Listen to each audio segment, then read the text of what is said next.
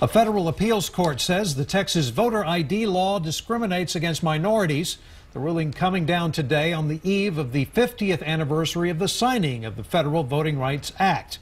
Texas was allowed to use the voter ID law during elections last year, but what does this do for the November elections coming up?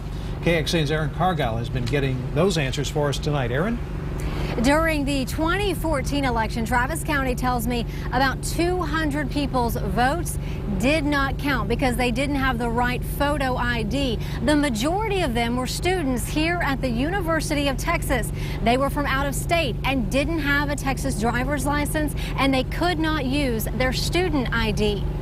And even if it's a relatively small number of people who got caught up in this, there were people who were burdened and didn't have their votes counted. That's why Travis County Tax Assessor Bruce Elfant was never a fan of the current voter ID law. We can have a voter ID in this state as long as it's easy for people to get the ID. UT staff member Nathan Vickers agrees. I think if it allows more people to vote, then that's great. Everyone is also talking about the timing of the appeals court decision. It is wrong, deadly wrong, to deny any of your fellow Americans the right to vote in this country.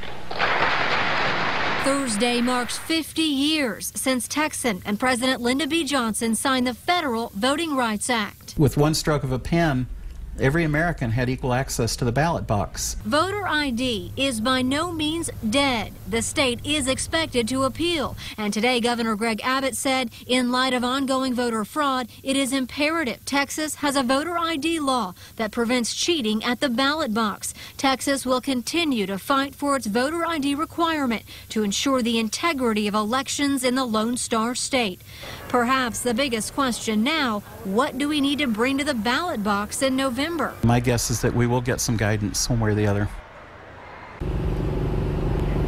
And a huge birthday celebration is happening tomorrow morning at the LBJ Library starting at 10:30. LBJ's daughter, Lucy Baines Johnson, will be talking about her experience. She was in the room when her dad signed that Voting Rights Act. Also, we're going to hear from a 93-year-old woman who is going to walk us through what life was like before it took effect. So some very compelling stories tomorrow. We'll have the very latest for you from that event on KXAN News at noon and tomorrow night on KXAN News. Live at the UT campus, Aaron Cargile, KXAN News. Aaron, thank you. Reaction has been mixed, even among top Republicans today. Texas Attorney General Ken Paxton said the ruling was ultimately a victory since the Fifth Circuit determined the law was not a poll tax, which is unconstitutional. Lieutenant Governor Dan Patrick, a joint author of the voter ID law, disagreed with today's ruling. He said it is intended to protect a person's right to vote and to give confidence in the system, regardless of a person's makeup or background.